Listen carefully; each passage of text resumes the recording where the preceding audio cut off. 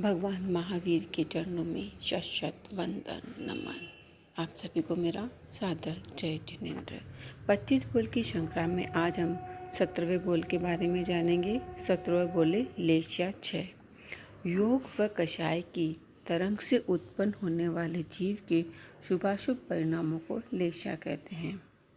जो शक्ति यानी कि कषाय योग से उत्पन्न शक्ति जो होती है, जो शक्ति आने वाले कर्मों को आत्मा के साथ चिपकाती है, वह लेशिया है। जिस योग परिणाम के द्वारा जीव कर्म से लिप्त रहता है उसे लेशिया कहते हैं। जैसे पानी व गोंद के मिश्रण से कागज नहीं चिपकाया जाता है, अकेला गोंद या अकेला पानी उस कागज को नहीं चिपका सकता, वैसे ही सिर्फ कषाय या सिर्फ योग नहीं बल्कि दोनों की सहायता से कषाय व योग की प्रवृत्ति लेशिया है। जिनके द्वारा आत्मा कर्मों में लिप्त होती है उसे लेशिया कहते हैं। मन में अच्छे बुरे विचार ही लेशिया हैं। कषायों की तीव्रता व मंदता के आधार पर जीवों में जो परिगमन होता है, उसी आधार पर लेशियाओं को 6 भागों में बांटा गया है। लेशियाओं के नाम उसकी पुद्गल राशि के स्वभाव के आधार पर रखे गए हैं। अतः लेशियाओं के नाम से ही उनके परिणाम व स्वभाव की अभिव्यक्ति हो जाती है। पहला है कृष्ण लेशिया, दूसरा नील लेशिया, तीसरा कापोत लेशिया, चौथा तेजो लेशिया, पांचवा पद्म लेशिया, छठा शुक्ल लेशिया। पहला कृष्ण लेशिया।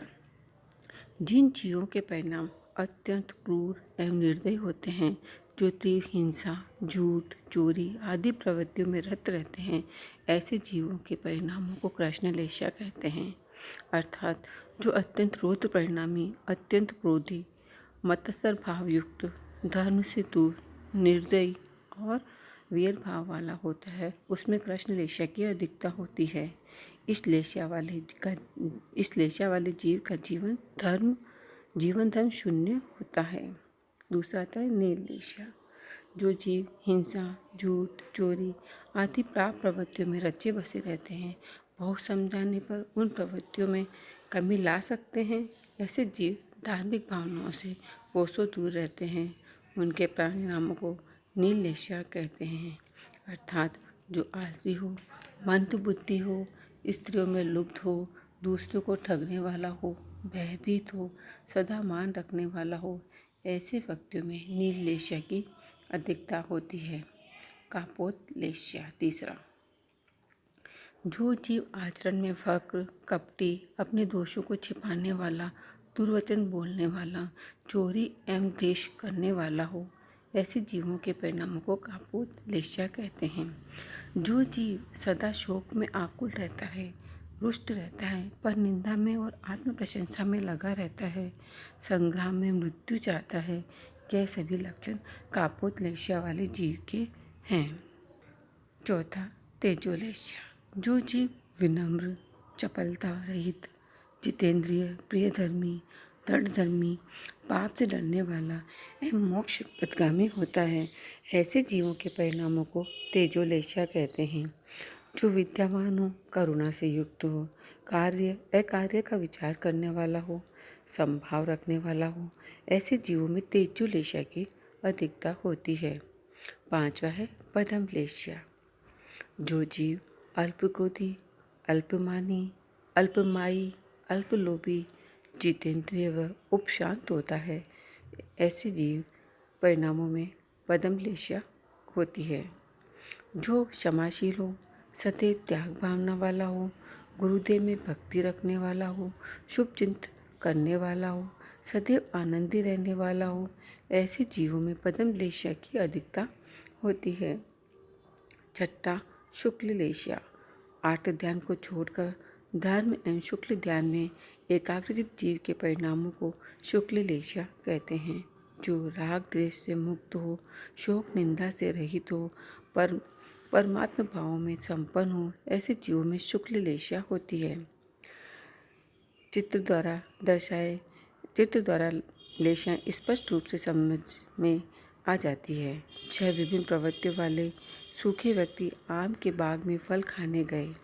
वहां पहुंचते ही पहला व्यक्ति बोला, देखो अब आम का वृक्ष आ गया है, इसे काट गिराना ही अच्छा है ताकि नीचे बैठे बैठे आराम से फल खा सकें। ऐसा सुनकर दूसरा व्यक्ति बोलता है, इससे क्या लाभ, बड़ी बड़ी शाखाओं को काटने से ही काम चल जाएगा।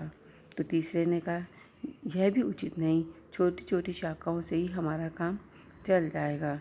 चौथे व्यक्ति ने कहा, केवल फल की गुच्छों को ही तोड़ना ही काफ़ी है।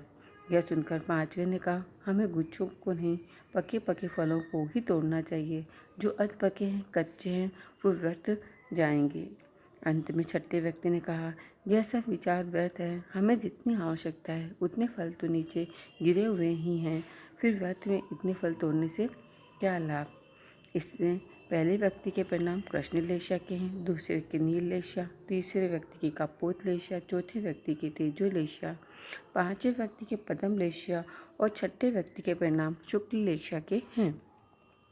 लेशाओं में क्रमशः विशुद्धि की अधिकता रहती है। इसी प्रकार कृष्ण लेशा के परिणामों में संक्लेश सर्वाधिक होता है, क्रमशः दूसरी लेशा में संक्लेश कम होता जाता है। इन 6 लेशाओं में प्रथम 3 लेशा अशुभ और अधर्म लेशा हैं। इन लेशाओं से अशुभ गति का बंध होता है। शेष अंतिम 3 लेशाएं शुभ व धर्म लेशा है। इन लेशाओं से शुभ गति का बंध होता है। कषाय व योग के मिश्रण से ही लेशा होती है। जहाँ केवल योग की प्रवृत्ति है वहाँ एक शुक्ल लेशा होती है। जहाँ योग नहीं वहाँ लेशा भी नहीं होती है। चौथे गुण स्थान में तथा सिद्धों में योग नहीं होते तो लेशाएं भी नहीं होती है।